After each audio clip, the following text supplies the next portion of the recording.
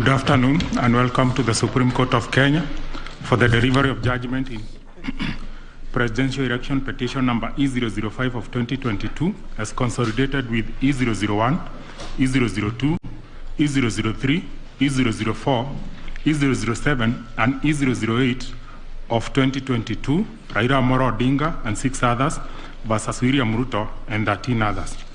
The Honorable Chief Justice and the President of the Supreme Court is presiding. Thank you. Very good afternoon, ladies and gentlemen. Yes, this is the judgment of the court, which is delivered pursuant to Rule 23(1) of the Supreme Court Presidential Election Petition Rules 2017 in the presidential election held on the 9th August 2022. This is an abridged version of the judgment. The full judgment will be delivered after 21 days. Kenya is a sovereign multi-party democratic state whose foundations are firmly spelled in the Constitution. The Kenyan people's quest for electoral reforms since independence is well documented. That notwithstanding, and even without going back to the pre-1992 era, every cycle of elections has been highly contested, with the exception of 2002. This speaks to a background of distrust of the administration of our electoral process. Informed by this setting, Kenyans made a decision to vest the Supreme Court with the jurisdiction to determine questions regarding the validity of a presidential election under Article 140 of the Constitution. The reactions following the declaration of results of the presidential election of 9th August 2022 shows that the Independent Electoral and Boundaries Commission, IEBC, has not yet garnered universal public confidence and trust in the internal management of the Commission and elections. On the 15th August 2022, 6 days after the general elections were held, Mr. Wafula Chebukati, the chairperson of IEBC, announced the following results. Raila Odinga, 6.942, 930 votes, representing 48.85%. William Ruto, 7.176, 141 votes, representing 50.49%. David Wahiga, 31,987, representing 0.23%. George Wajakoya, 61,969, representing 0.44%.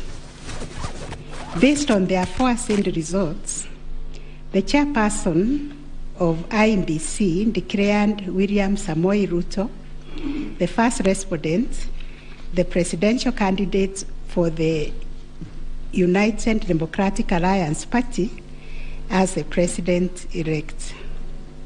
This declaration has precipitated a total of 9 presidential petitions that are filed before us, to wit, number 1, presidential election number 001 of 2022, John Njoroge Kamau versus Wafula Chebukati and 3 others,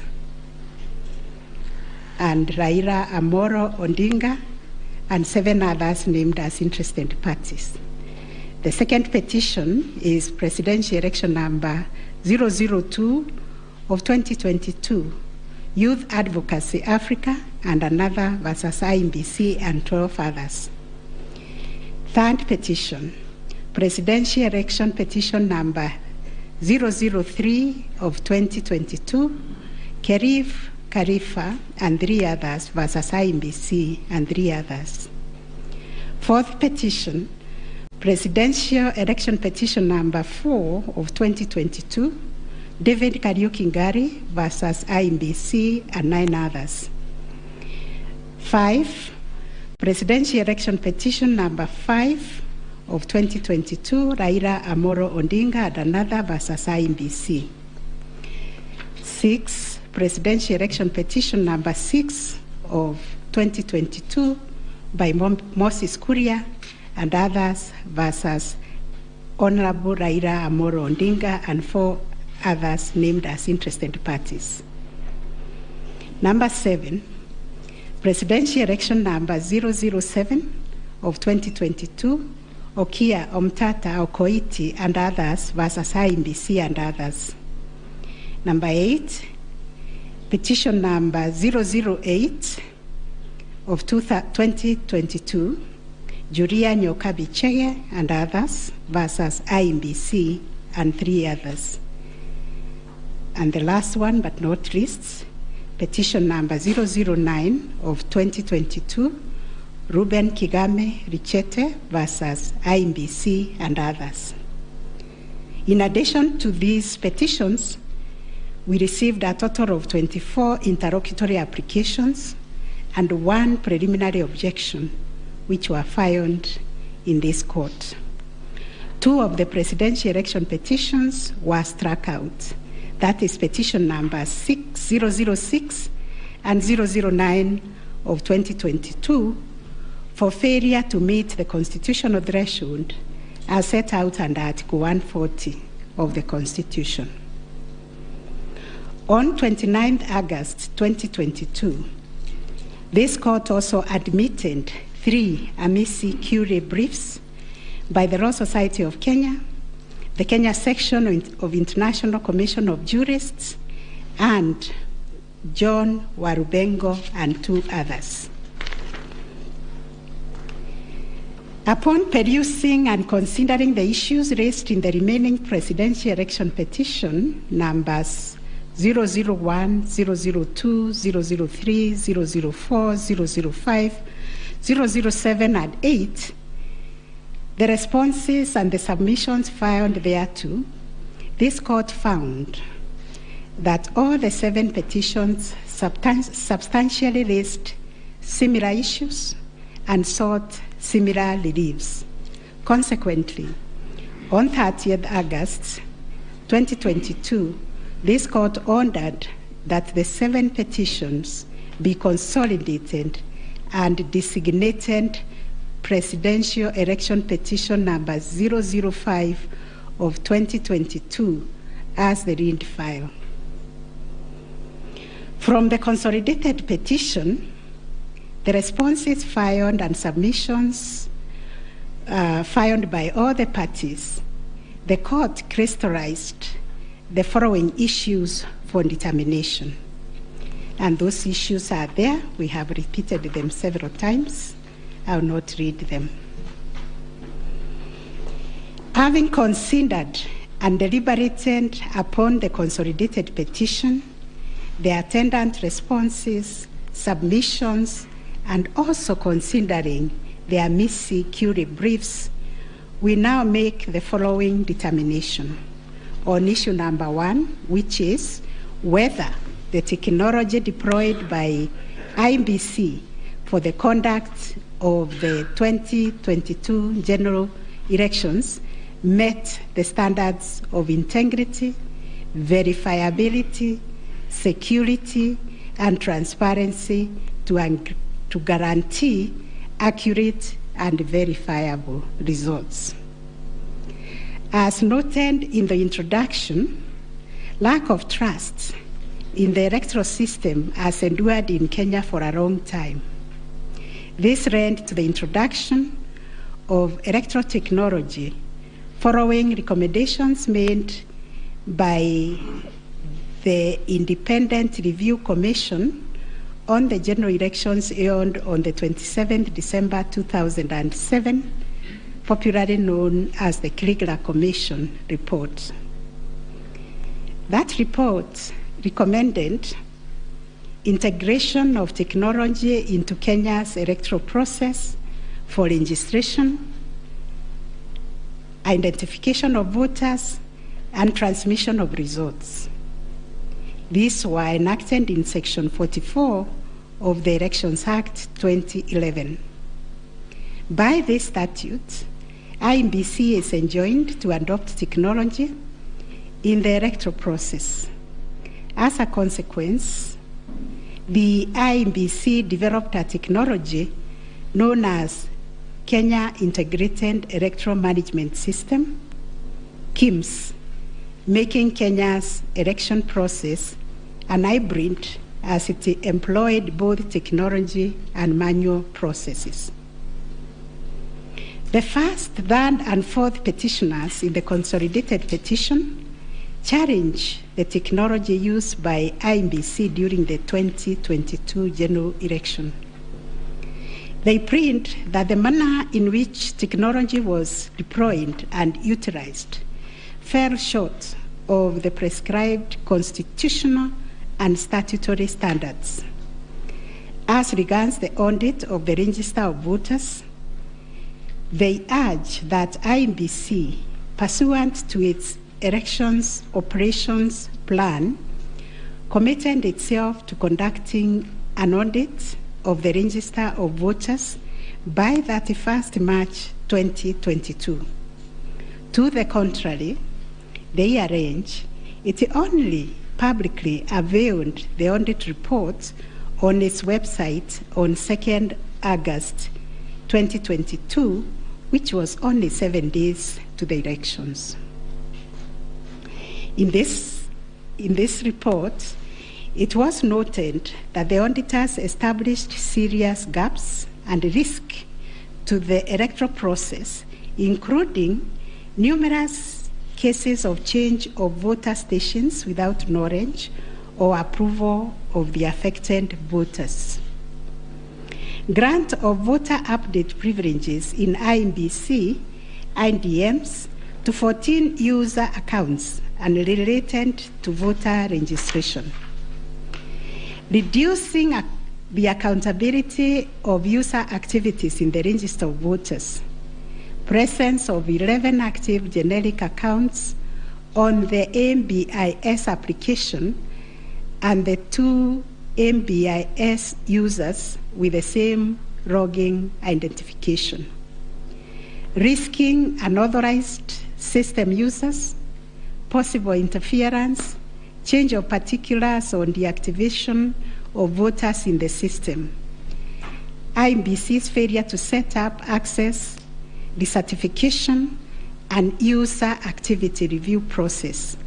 And IEBC was also arranged to have failed to respond to requests by auditors for crucial information.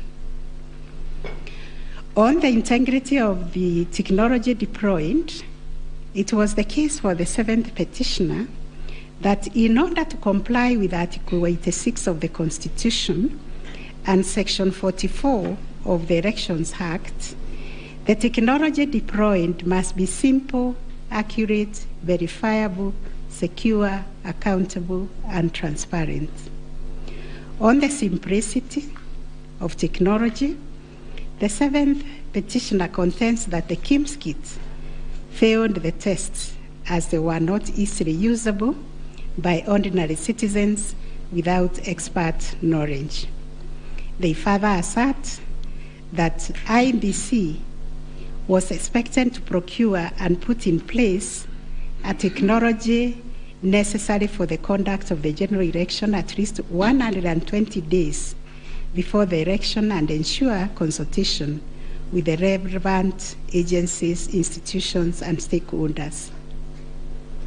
Furthermore, the petitioners arrange that IEBC violated its constitutional duty by delegating the design, implementation, and conduct of the KIMS components of the election to a foreign company, Smartmatic International Holdings, BV. As a result, IEBC staff and the public did not have full comprehension of the KIMS components. They conclude, therefore, that IEBC abdicated and surrendered its role to conduct elections to Smartmatic, and that IEBC vigorously fought any attempt to subject Smartmatic's activities to accountability and transparency, including the safeguards required by Regulations 61, 69, and 75 of the Elections General Regulations 2012. In response, IEBC has submitted that the electoral system met the constitutional threshold, that all the necessary information was accessed only by the authorized persons. The information was accurate, complete, and protected from malicious modification, either by authorized or unauthorized persons. IEBC maintained an audit trail on activities related to information, and that the information was available and could be authenticated through the use of various security features. In further response, IEBC contended that they engaged KPMG on 7th April 2022 to conduct an audit of the register of voters, which was submitted on 18th June 2022. In addition, it issued a briefing on the report on 20th June 2022, summarizing the thematic areas therein and disclosing its findings as well as actions taken to remedy the issues identified. It also conducted its annual audit in compliance with Regulations 11 and 12 of the Election Technology Regulations 2017 and a certification of compliance issued to it on 3rd August 2022. IEBC relied on sworn affidavits by Michael Ouma, Moses Sunkuri, and Hussein Majan on 26th August 2022, which were to the effect that it published the interim report by KPMG on 8th June 2022 and embarked on remedial measures aimed at effecting the recommendations ahead of publication of the final report. It was ascertained that it could not publish the full final audit report, as doing so would compromise the integrity and security of the electoral technology system, considering the provisions of the Data Protection Act, which imposes a duty to protect the data of Kenyan voters. On the other hand, the first and second respondents urged that even if there was failure of technology, it did not vitiate the result of the presidential election.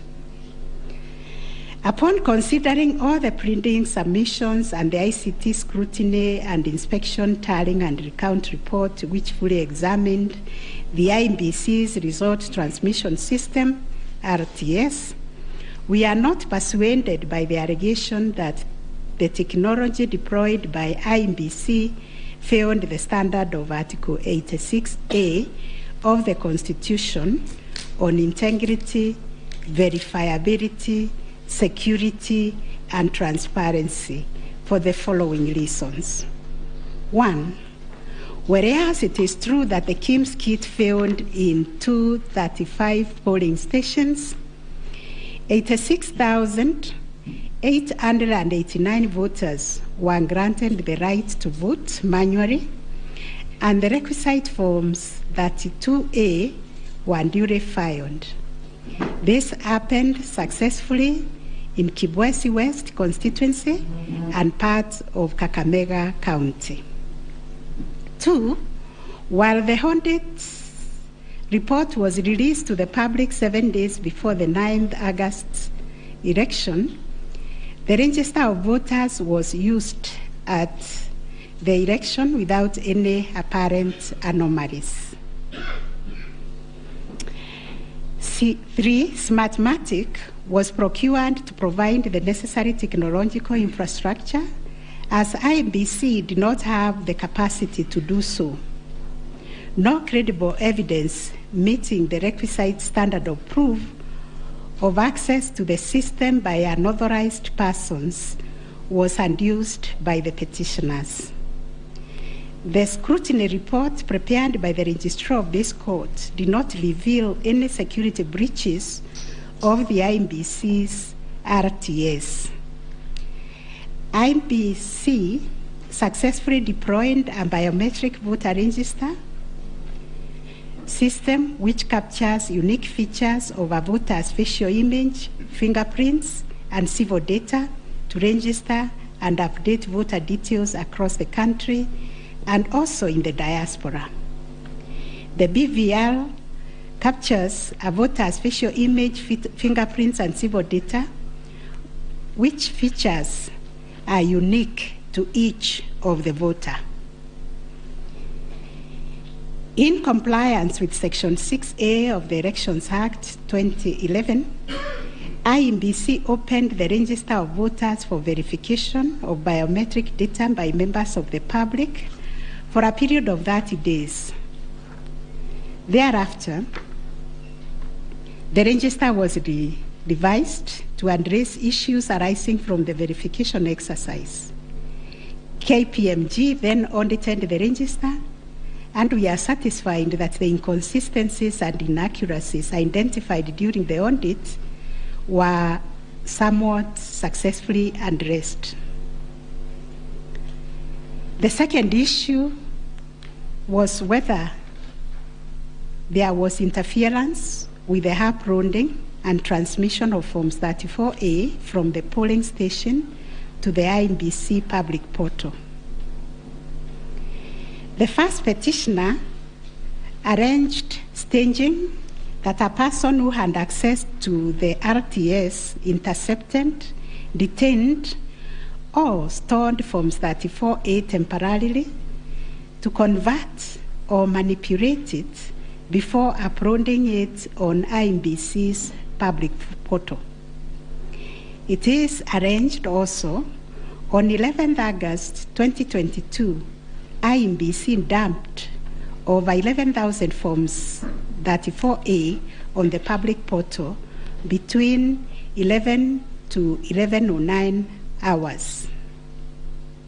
To rebut this allegation, IEBC and its chairperson, in their response dated 26th August 2022, denied staging and unauthorized intrusion of the RTS.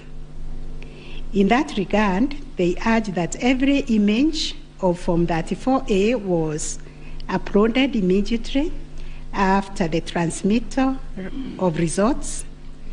The form was received as evidence by the timestamp.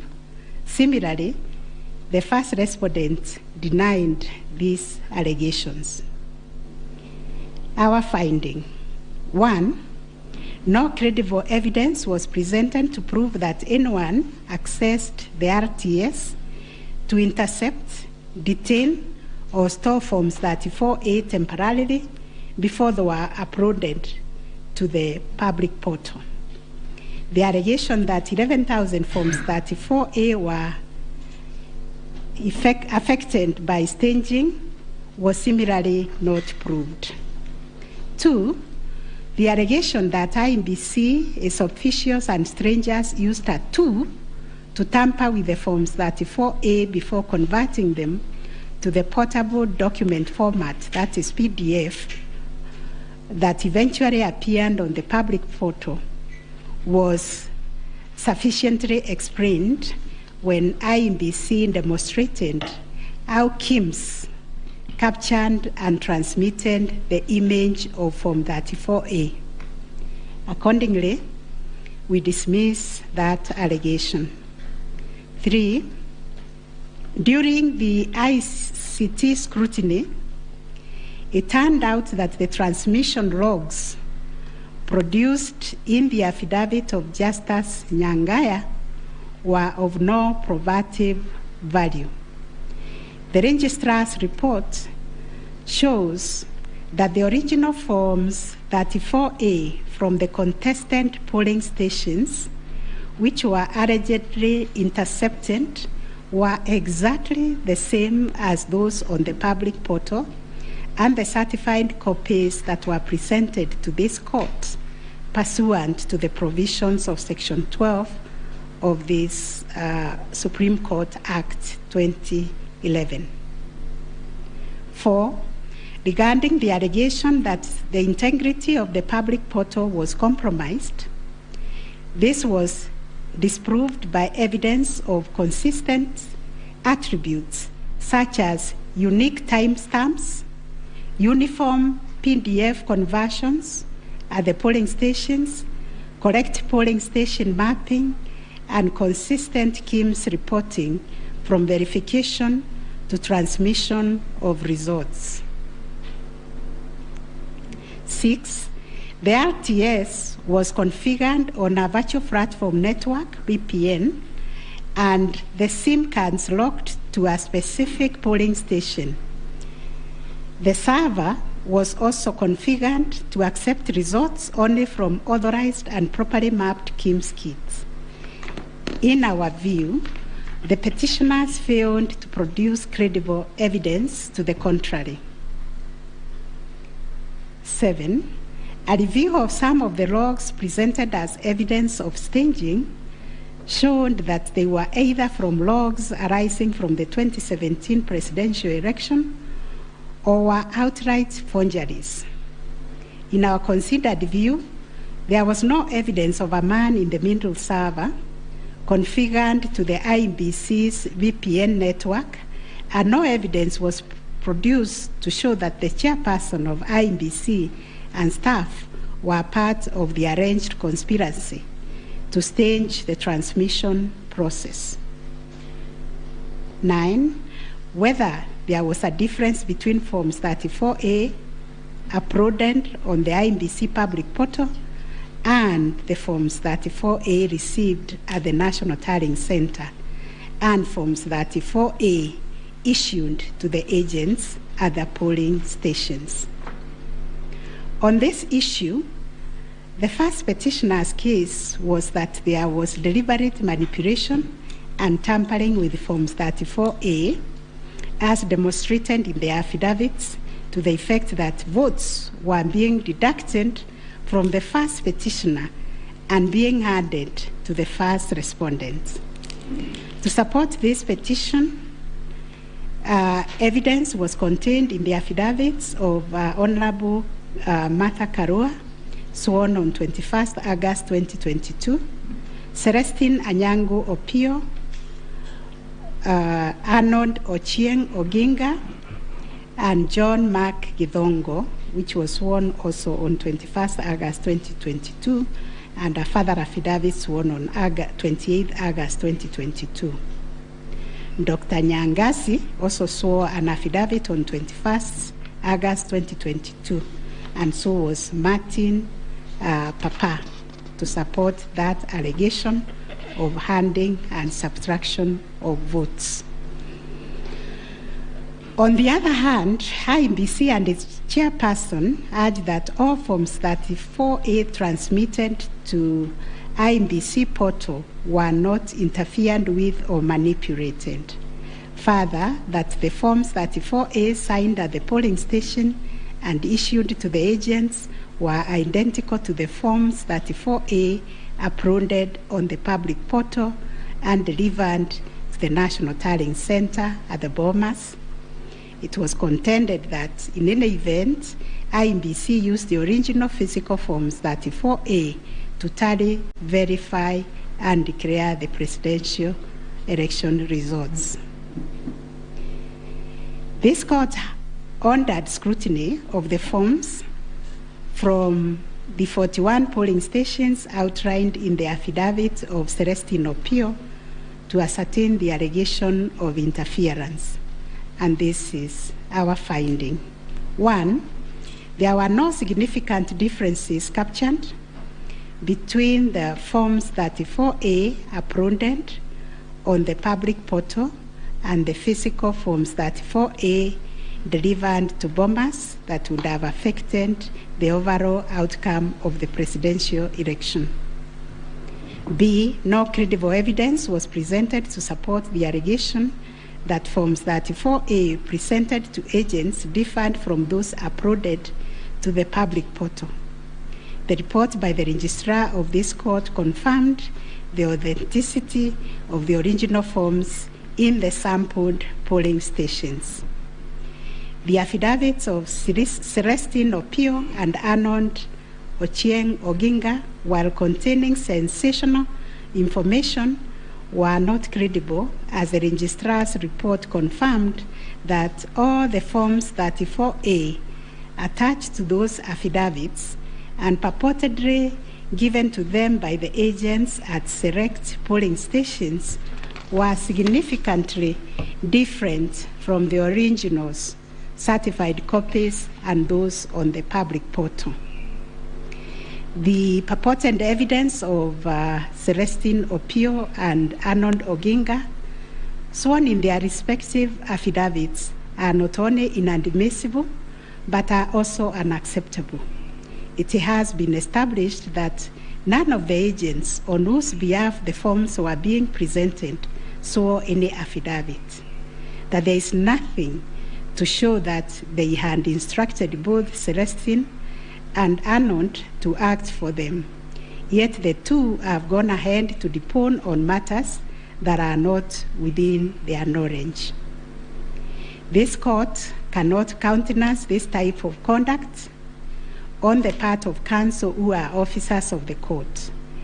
Though it is elementary learning, it bears repeating that affidavits filed in court must deal only with facts which an opponent can prove of his own knowledge, and as a general rule, counsel are not permitted to swear affidavits on behalf of their clients in contentious matters like the one before us, because they run the risk of unknowingly swearing to falsehood and may also be liable to cross-examination to prove the matters deponed. We must remind counsel who appear before this court, or indeed before any other court or tribunal, of the provisions of sections 113 and 114 of the Penal Code, that swearing to falsehoods is a criminal offense, and 2, that it is an offense to present misleading or fabricated evidence in any judicial proceeding. Section 114 of the Penal Code states, and I quote, "Any person who swears falsely or makes a false affirmation or declaration before any person authorized to administer an oath or a declaration upon a matter of public concern, and at such circumstances that the false swearing or declaration, if committed in a judicial proceeding, would have amounted to perjury, is guilty of a misdemeanor." One of the most serious losses an advocate may ever suffer is the loss of trust by judges for a long time. Such conduct amounts to interference with the proper administration of justice. The contents of the affidavit of John Mark Githongo, which may contain forgeries, are also dismissed for not meeting the evidential threshold. Those averments contain no more than incredible and hearsay evidence. No admissible evidence was presented to prove the allegation that Forms 34A were fraudulently altered by a group situated in Karen under the direction of persons named in the affidavit, and video clip attached to it. As a matter of fact, these two affidavits amount to double hearsay and incapable of being proved at each of the rears. We turn to Form 34A for Gacharaigo Primary School, which was sensationally presented by Madam Judy Soweto, advocate, to show that one Jose Kamango accessed the RTS and interfered with the result contained therein. This also turned out to be no more than hot air, and we were taken on a wild goose chase that yielded nothing of probative value. The KIMS kit relating to Songonyo Primary School, which bore the same serial number with another, was admitted by IMBC as an inadvertent manufacturer's error. We are also satisfied that the two kits and other identifying features that were markedly different, including the timestamps and polling code, and therefore nothing turns on this anomaly. Therefore, to the question whether there was a difference between Forms 34A uploaded on the IBC public portal and those received at the National Tallying Center and those issued to the candidates' agents at the polling station, we have found none. Issue number 4, on whether the postponement of gubernatorial elections in Kakamega and Mombasa counties, parliamentary elections in Kitui, Rural, Kachiriba, Rongai and Pokot South constituencies, and electoral ones in Nyaki West, in North Imenti constituency, and Koanjenga in Embakasi South constituency, resulted in voter suppression to the detriment of the petitioners, and especially in petition number 5 of 2022. It is common knowledge that IMBC postponed elections for various seats during the general elections of 9th August 2022 due to mix-up of ballot papers in the above-named electoral units. It is the combined case of the first and second petitioners that, in terms of Articles 136, 2A, 177(1), and 181, as read with Article 1 of the Constitution, the chairperson of IMBC had no jurisdiction to postpone elections in those areas. That Section 55B of the Elections Act is inconsistent with the Constitution and therefore void to the extent that it purports to donate to IMBC power to postpone elections in the constituency, county, or ward, contrary to the Constitution, and the postponement undermined the conduct of free, fair, credible elections by depriving the voters an opportunity to vote for all the candidates on the dates stipulated by the Constitution. The petitioners further contend that the postponement of elections and the overall effect of suppressing voter turnout in the electoral units in question, which was prejudicial to him. Both the first and third petitioners also believe that elections were deliberately postponed in Kakamega and Mombasa counties.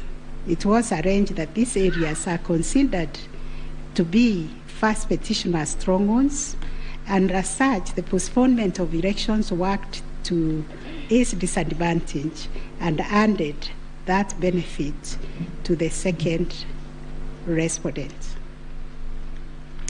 These assertions were denied by IMBC and its chairperson. They, however, admitted that they experienced confusion with the printed ballot papers and explained that they only discovered the mix-up on the eve of the election when the ballot papers were being distributed to the polling stations. That as a practice, ballot papers can only be opened on the eve of the election day to avoid any mischief, and that by the time the mix-up was discovered, it was logistically impossible to print and replace the ballot papers in time for the elections. For this claim to succeed, it must be demonstrated first, IEBC had no authority in law to postpone the elections, and secondly, that the postponement was deliberate and calculated to suppress voter turnout so as to affect the result by reducing the petitioners' overall votes. We've looked at the provisions of Section 55B of the Elections Act, which provides for circumstances when elections can be postponed in a particular electoral unit, including in cases of emergency.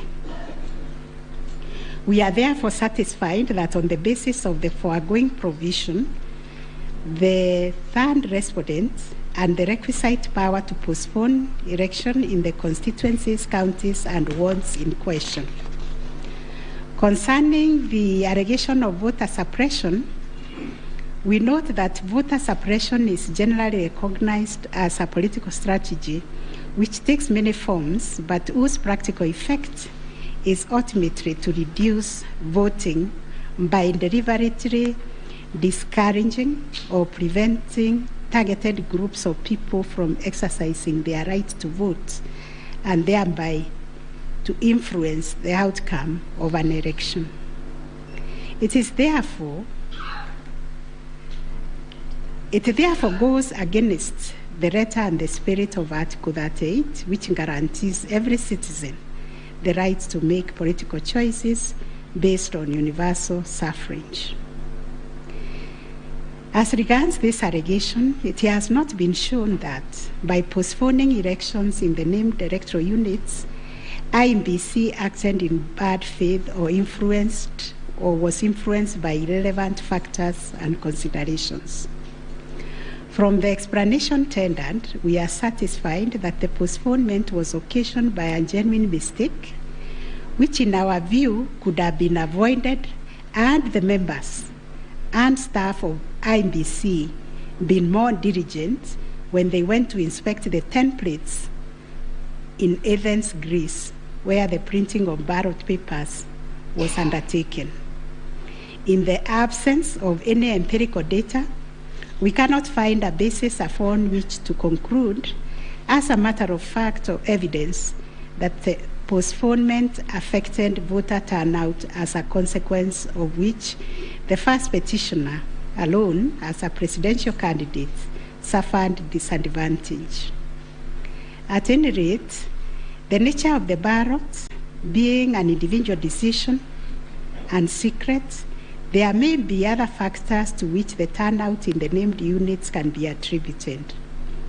From the evidence on record, however, it appears to us that 2022 general election recorded one of the lowest turnouts since the introduction of multi-party political systems some 30 years ago.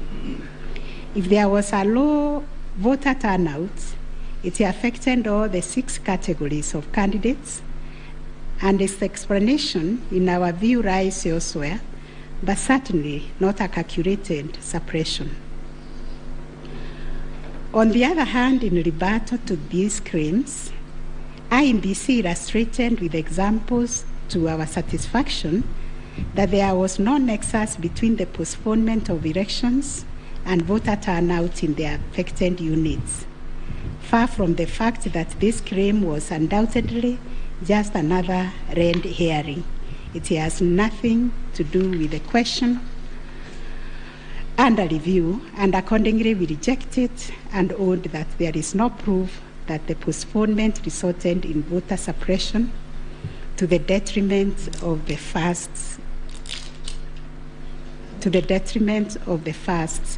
petitioner. Whether there were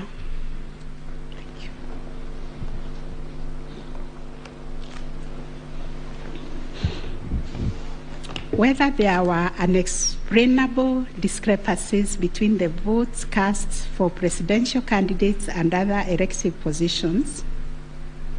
Issue number 5. The first petitioner was categorical that there was systemic ballot stuffing in certain counties, mainly in the Rift Valley and central parts of Kenya, where, according to him, a total of 33,208 votes were cast for president only, without corresponding votes for the other elective positions.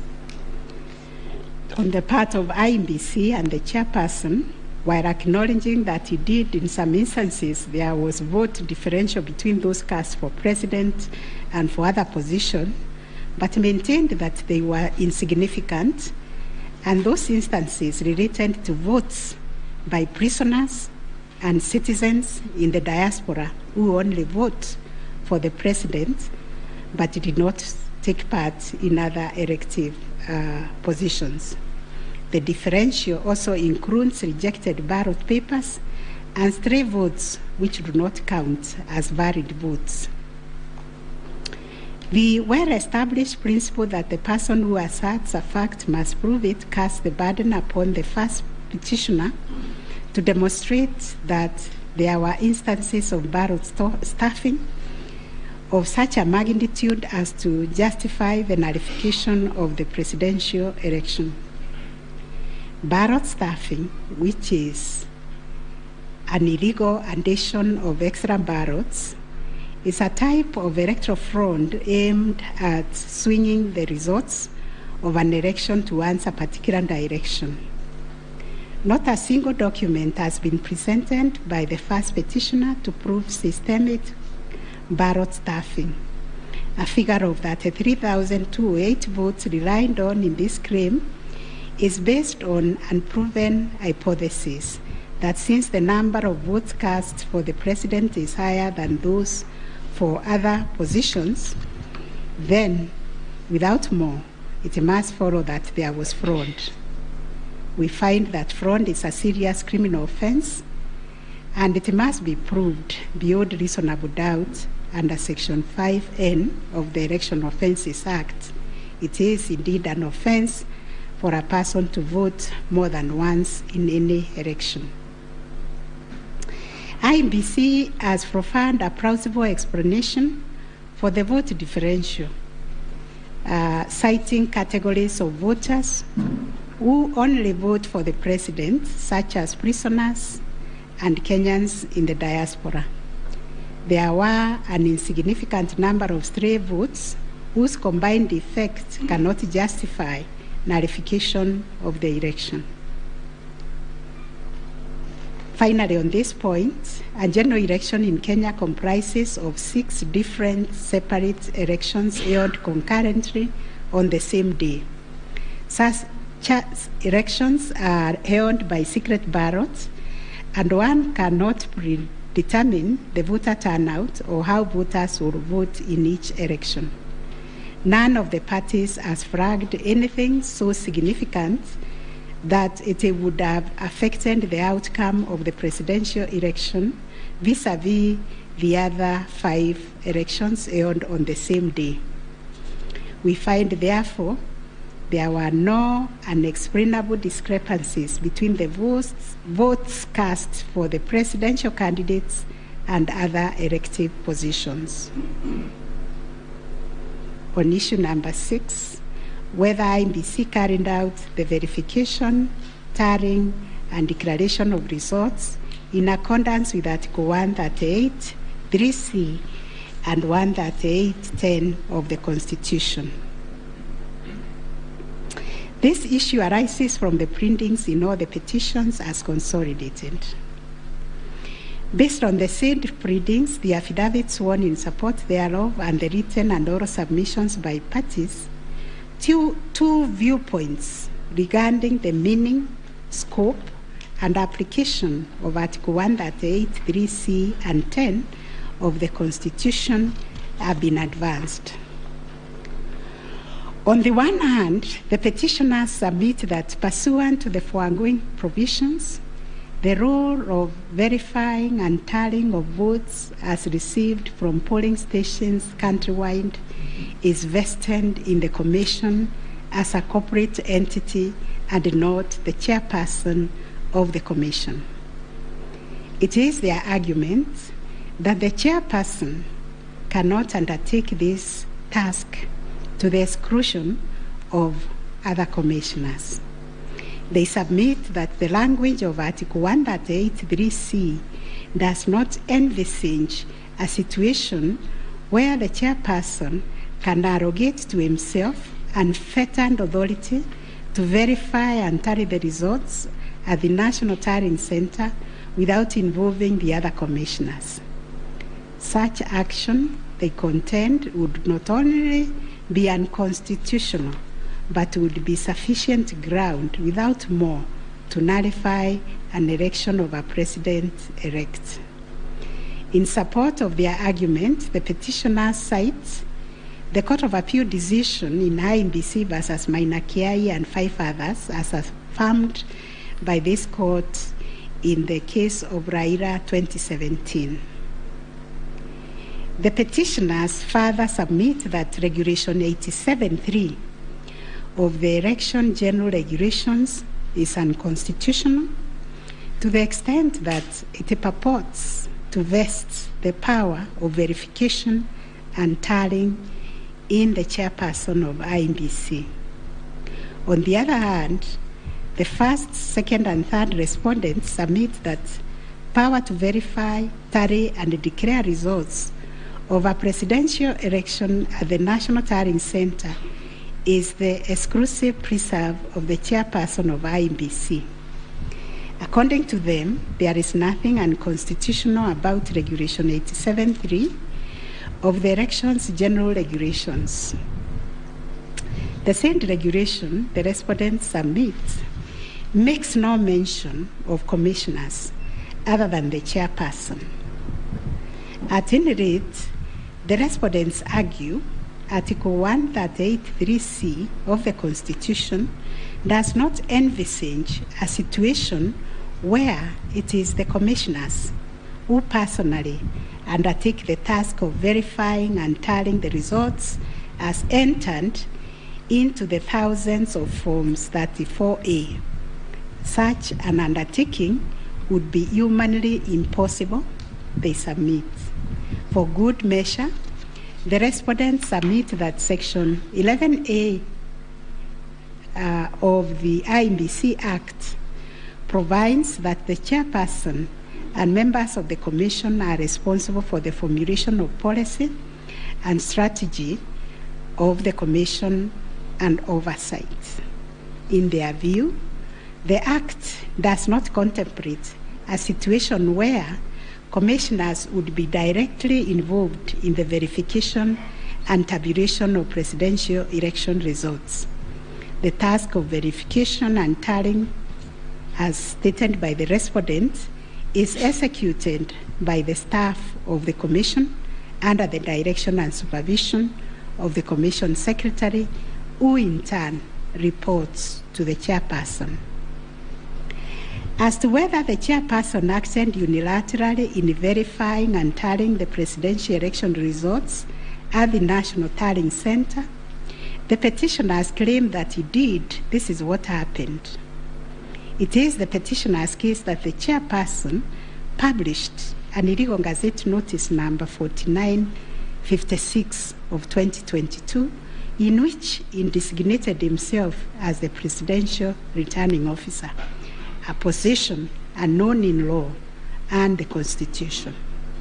Having done so, the petitioner states that the chairperson proceeded to conduct the verification and tallying process to the exclusion of other commissioners, each of whom he had assigned territorial roles and related to the verification and tallying exercise. On his part, the chairperson of INBC submitted that although he has the exclusive authority to verify and tally the presidential election results as received at the National Tallying Center, he did involve the other commissioners in the exercise before eventually declaring the final results. He submitted that he did this in the spirit of teamwork. The chairperson of INBC states that indeed the 4 commissioners were involved in the preparation of the 9th August general elections from the time of their swearing into office all the way to the verification and tallying of results at the National Tallying Center until they withdrew from the exercise, just when he was set to declare the final result. Having considered all the parties' submissions, we find that pursuant to Article 138(3)(c) of the Constitution, the power to verify and tally presidential election results as received at the National Tallying Center vests not in the chairperson of IEBC, but in the Commission itself.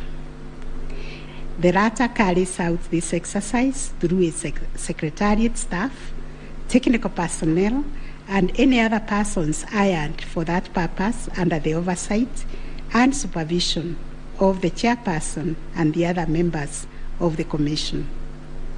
In line with this court's decision in Raila Amolo Odinga versus another versus IEBC and two others, as reported in 2017 Kenya Law Report, popularly known as Raila 2017, and the Court of Appeal decision in IEBC versus Maina Kiai, we also find that the chairperson cannot arrogate to himself the power to verify and tally the results of a presidential election to the exclusion of other members of the Commission.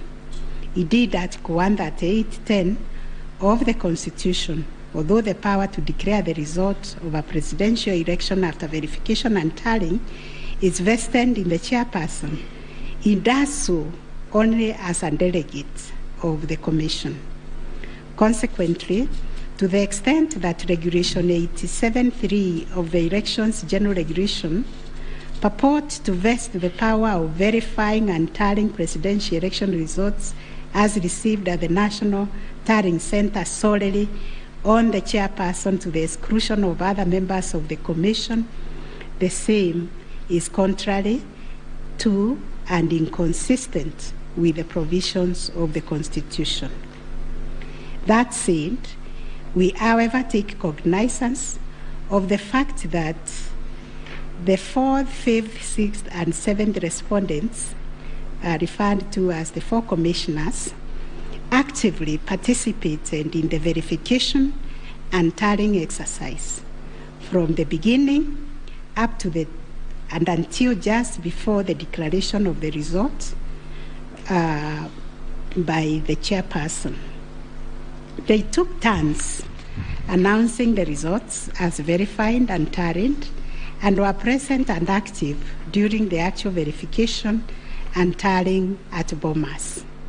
An example is when one of them, Justice Nyangaya, stood on the podium to announce to the public results and also announced an adjustment that had been occasioned by errors of tabulation.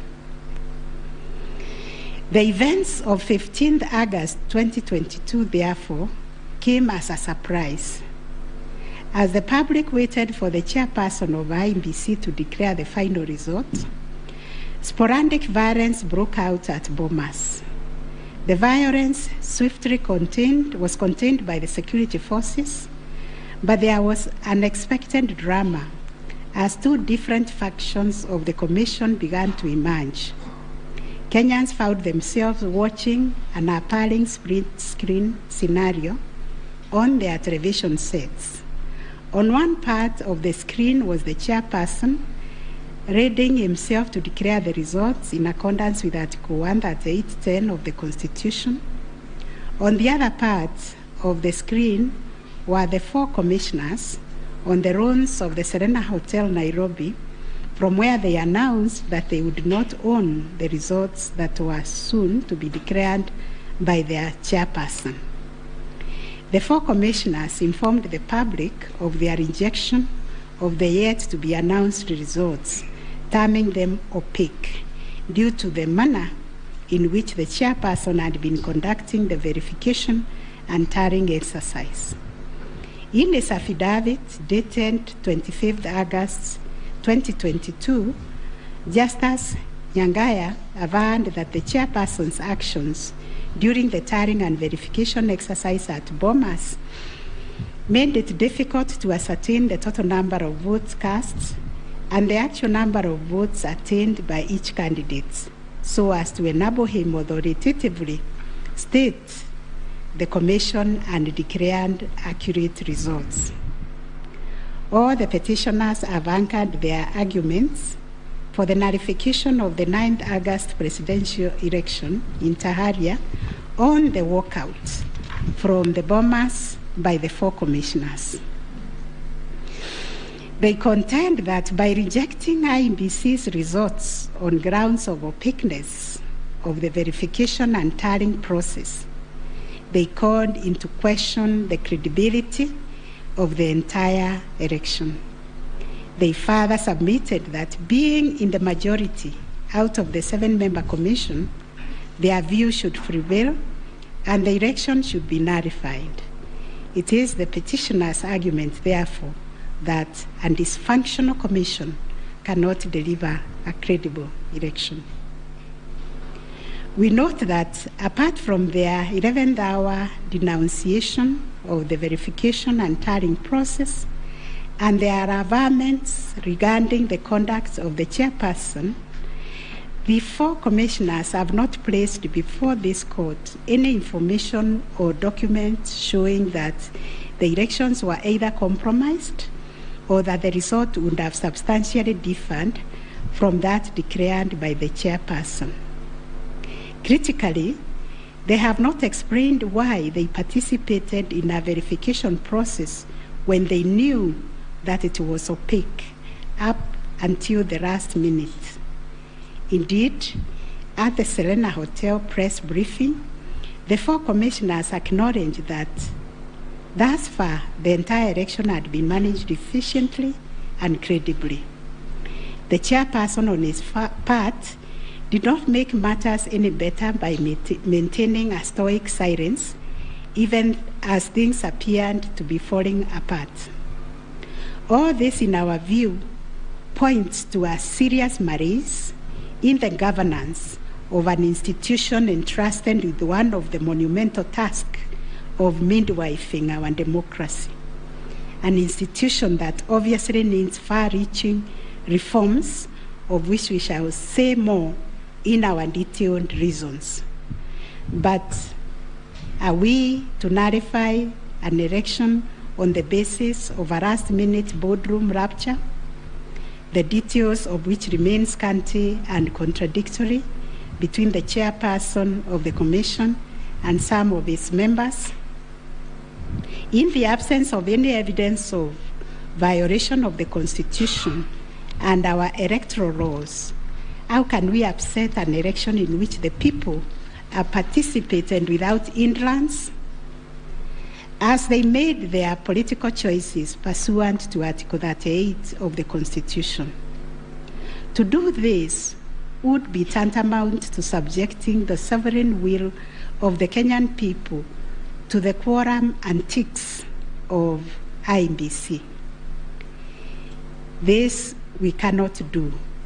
Clearly, the current dysfunctionality at the Commission impugns the state of its corporate governance, but does not affect the conduct of the 2022 election.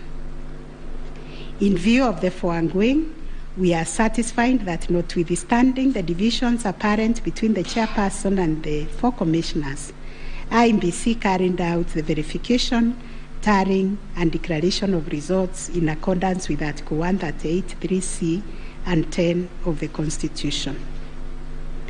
Issue number 7, whether the declared President-elect attained 50+1 of all the votes cast in accordance with Article 138 of the Constitution.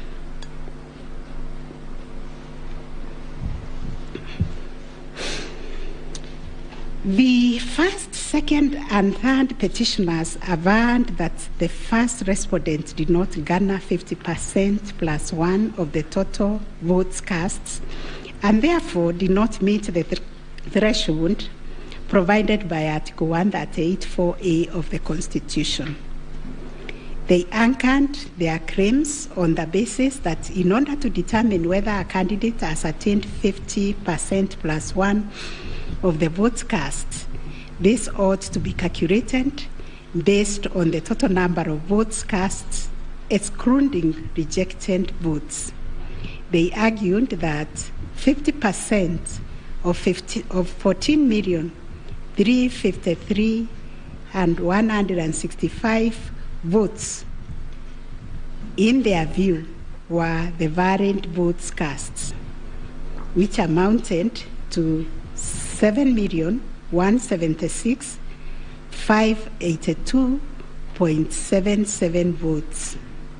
They therefore contended that by attaining 7.176141 votes, the first respondent did not meet the constitutional threshold to be declared president-elect. Supporting the claim that the first respondent did not meet the 50+1 constitutional threshold was the sixth petitioner. His contention was founded on the backdrop of a press briefing issued by the chairperson of IEBC after the official closure of voting on 9th August 2022. According to the sixth petitioner, the chairperson of IEBC announced that the voter turnout was 65.4% of the total number of registered votes based on the verification of the KIMS kits which were functional during the process of voting. In addition, the sixth petitioner urged that the voter turnout of 65.4% did not include some 238 polling stations where the KIMS kit had malfunctioned, necessitating use of the manual register. It was therefore urged that the minimum number of votes cast could not be less than 14,466,779. Additionally, that this number was bound to increase once the number of votes from the areas that used the manual register were included. The sixth petitioner further claimed that a summation of the minimum number of votes cast and unturned manual votes would represent the actual voter turnout. In challenging the declaration made by the chairperson of IEBC, the sixth petitioner warned that the final tally, published in Form 34C, only accounted for 14,326,641 votes cast, including some 113,614 rejected ballots. The sixth petitioner contended that this tally did not factor in some 140,138 votes cast using the manual register. The sixth petitioner computed this number by subtracting 14,326,641 declared votes cast from 14,466,779 generated by the sixth petitioner as representing 65.4% of the voter turnout. Referring to the tallies in Form 34C, the sixth petitioner summed the number of votes cast for each candidate as follows: Raila Odinga, 6,942,193; William Ruto, 7,176,141; Wahiga Mwaura, 31,987; and George Wajakoya, 61,969, adding to a total of 14,213,027. He then added 140,138,000 arranged to be unturned votes, and this yielded a total of 14,353,165 total valid votes, which the sixth petitioner used to compute the percentages garnered by each candidate as follows. William Ruto, according to him, garnered 49.9%, Raila Odinga 48.3%, Wahiga 0.22%, and Wanjakoya 0.3%. It is on this basis that the sixth petitioner grounded the claim that none of the candidates met the constitutional threshold as set out in Article 138(4)(a). IEBC and its chairperson disputed the sixth petitioner's claim. They submitted that the declaration of results is based on the number of people identified as having voted on the KIMS kit and not the total persons on the voters' register as arranged. They contended that the final voter turnout, comprising of the voters who were identified through the KIMS kit and those who voted manually, was 64.76% and not 65.4% as arranged by the petitioners. They urged that the announcement earlier by the chairperson of IEBC on 10 August 2022 was immediately clarified during the same press briefing. And evidence of this correction was provided to this court in an affidavit of the first and second respondents in Presidential Election Petition number 7 of 2022. According to IEBC and the chairperson, 14,239,862 voters were identified using the KIMS kit, while 86,889 voters were identified using the printed voter register.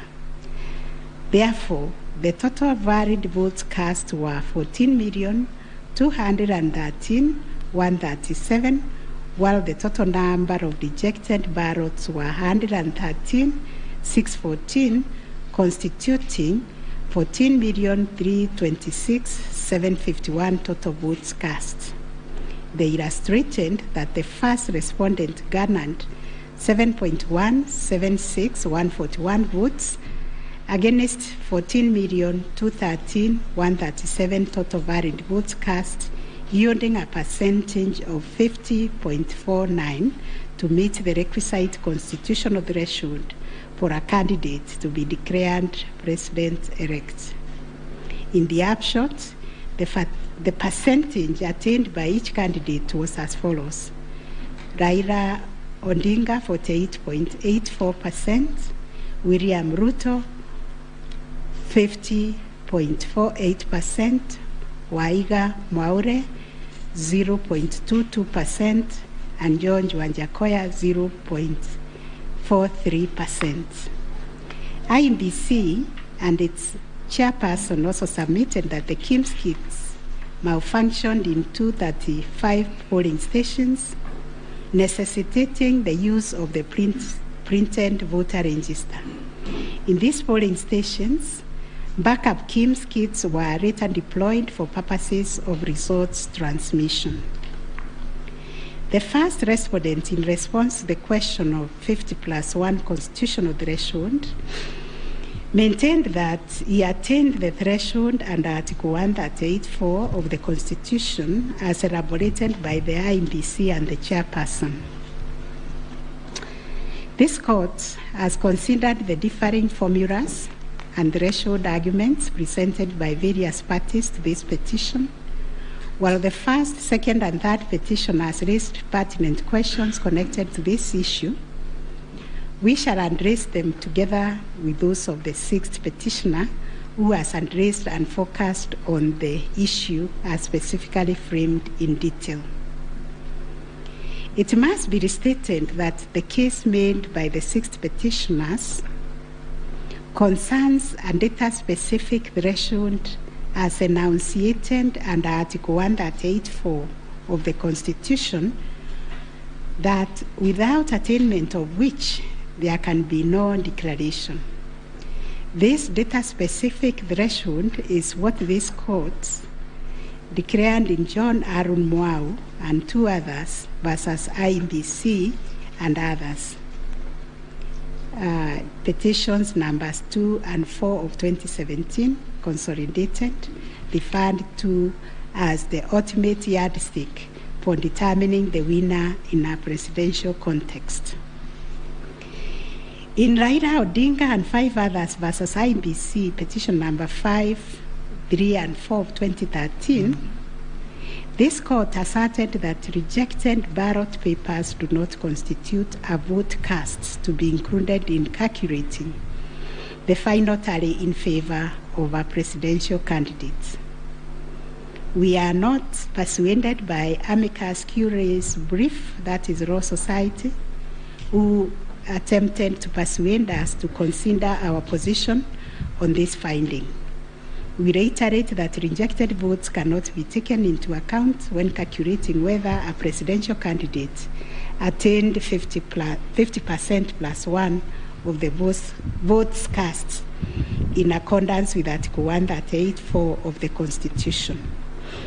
Similarly, in the same Raila 2013 case, the court further laid down the parameters of burden and standard of proof in electoral disputes. More specifically, the burden and standard of proof required in disputes challenging the outcome of a presidential election. And this is what the court said, I quote, "In the case of data-specific electoral requirements, such as those specified in Article 138(4) of the Constitution, for an outright win in the presidential election, the party bearing the legal burden of proof must discharge it beyond any reasonable doubt." The question that follows was whether the petitioners challenging the attainment of 50% plus 1 constitutional threshold and the computation by the 6th petitioner in general met the standard of proof settled by this court in Raila 2013 case. The premise of the 6th petitioner's percentage computation was a press briefing made by the chairperson of IEBC on 10th August 2022, when the evidential burden shifted to IEBC and its chairperson, as it does in election cases. They produced video evidence correcting the percentage voter turnout to read 64.6 at the time of the briefing. This percentage, however, did not include reports from all the KIMS kits and 86,889 voters who were identified manually using the printed register of voters.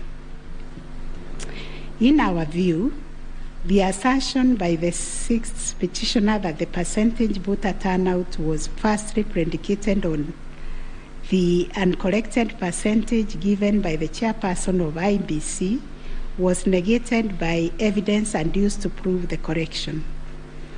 Secondly, the 6th petitioner based his percentage of voter turnout on the total number of registered voters, while the chairperson of IEBC made reference in the press briefing to the number of registered voters who were identified through the KIMS kits progressively. The 6th petitioner also asserted that rounding off of votes cast in a presidential election as a means of assessing the threshold under Article 138(4) of the Constitution kills and bars voters, which is illegal and unconstitutional.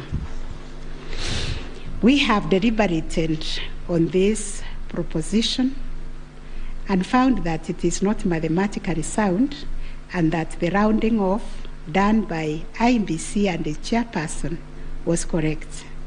Consequently, we find that the petitioners did not provide a watertight case to warrant the setting aside of the results of the presidential election on the basis of not having met the threshold provided under Article 138(4)(a) of the Constitution. On the voter turnout, therefore, we find that the formula predicated on the number of voters identified through KIMS kits progressively and used by IEBC and the chairperson to generate a percentage of 64.76% was correct. Having settled the issue of voter turnout, we must ask ourselves whether in the making of the declaration, the chairperson of IEBC applied the formula in Article 138(4) of the Constitution which is total votes cast less rejected votes, divide by 2, must always give 50% plus 1 vote.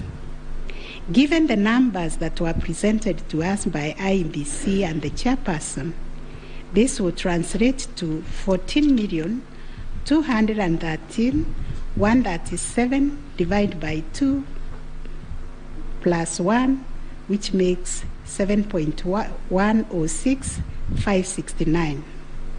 The question that must inevitably follow is whether this formula, when applied, will confirm that 7,106,569 votes is less than 7.176,141, which represents the number of votes received by the first respondent. We find that it is, as such, on the basis of the foregoing formula and from the numbers provided by IEBC and the chairperson and the declaration by the chairperson of the president-elect on 15th August 2022, it is our finding that the declared president-elect attained 50% plus 1 of all the votes cast in accordance with Article 138(4) of the Constitution. Issue number 8.